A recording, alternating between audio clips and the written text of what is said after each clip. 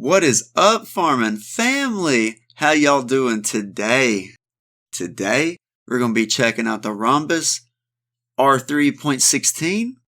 This is a raw terrain T700 carbon fiber paddle made by Rhombus. I've checked out the other two. I'll have a playlist at the end of the video if you want to check out my other paddle reviews. Carbon replied back to me, so now I got a Carbon 1X on the way, so I'll be able to do a review for that. I have a couple other reviews on the way, the Ben John's Ola paddle, etc., etc. Not going to keep going into details. Let's jump into these paddle specs, and then I will go into how I feel about the power and stuff. This is a raw terrain T700 carbon fiber paddle. The paddle length is 16.5 inches. The face width is 7.5 inches. The grip length is 5.5 inches. The grip circumference is 4.25 inches, and it's an octagon shape. The weight is 8.1 ounces, give or take 0.2. The paddle shape is standard shape. The core material is the polypropylene plastic, which everybody's using right now. It's polypropylene honeycomb, but it's literally plastic. The core thickness is 16 millimeter, which is what most of the raw carbon fiber paddles are now, either 16 or 13. It has an edge guard. Most paddles nowadays are starting to put edge guards on it, even the thermoform paddles. This one's not thermoformed, and it doesn't have the edge foam in it. So if you're looking for that, you might want to try a Legacy Pro or a Carbon X. I have a review of that coming soon, so leave a comment if you're interested in that. But if you're wanting a softer feel, then these kind of paddles are more down your alley. The price is $120, but if you use the code that I give you, FarmerPB, you'll get 10% off, which I will get a drawback from that. Or Amazon has a sale right now for $89 on this paddle, which is a big drop in price. So I would rather you use that. I won't get a drawback from that because that's not from me. But I would rather you all save money and go that route, to be honest.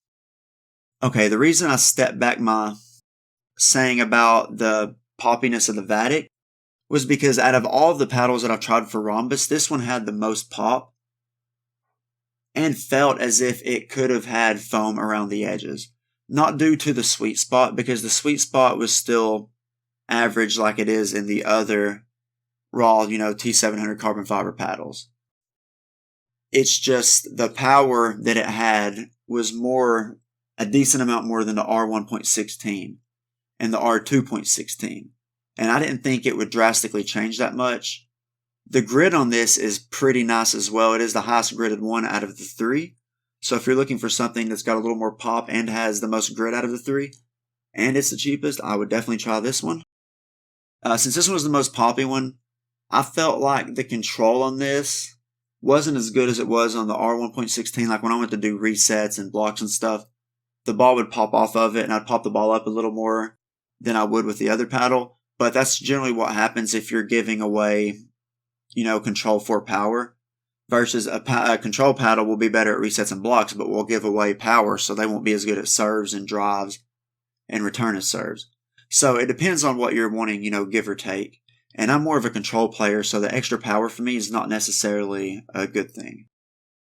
I've already said this has the most texture out of all of Rhombus's paddles, and I would say this is definitely right there with the Electro Model E.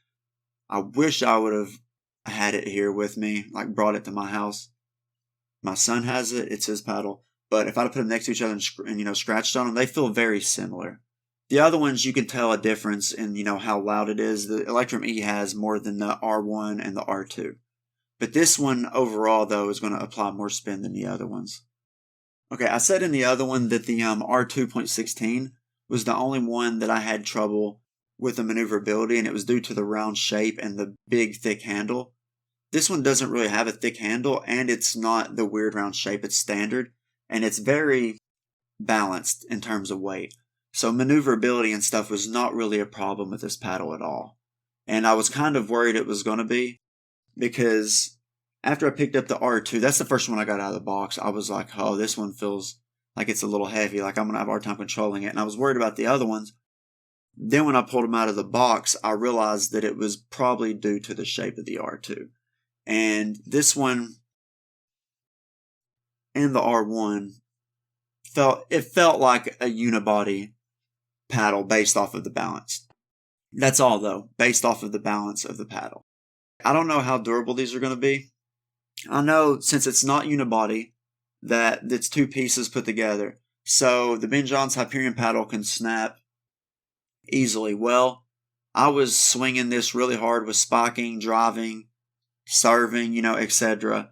And it's not broke or anything, but it's liable to if you start smacking your hand, you get mad and smack, your leg, you throw it on the ground. If you just generally get upset, you could probably break the paddle. Most paddles that aren't unibody are generally going to get broke pretty easy by the person using them. So just be wary of that and be careful of that if you're using it. Don't go smacking it on your leg and stuff like that. I mean, you probably shouldn't do that to unibody ones either, but I'm just saying, if you're going to, at least let's be smart about being angry. My brother tried this one too. He said basically that it was similar to his Ben Johns paddle, and that for the price of the Ben Johns paddle, you could just get two of these, and he said that the grit's going to wear down on the Ben Johns paddle eventually anyways. He obviously said that the Ben Johns paddle has the foamed edges, the sweet spot's bigger. It's definitely heavier than this paddle. Like, the swing weight definitely feels heavier than this paddle. But overall, when it comes to grit and stuff, if you're wanting a budget version, he said he would definitely recommend this. This is the one that he played with, I think, 2 days in a row. And he didn't have a problem with the control or anything of it. This was the one that he would recommend. But I hope you all enjoyed this review. Like and comment if you want more reviews of different paddles. Leave a comment on what paddle you want. Subscribe and hit that notification bell. That way you'll be, notified when I drop more reviews. I plan on starting to do drill videos and stuff like that in the future. So look forward to those. But stay safe. Have a good day. Stay hydrated, y'all. Peace.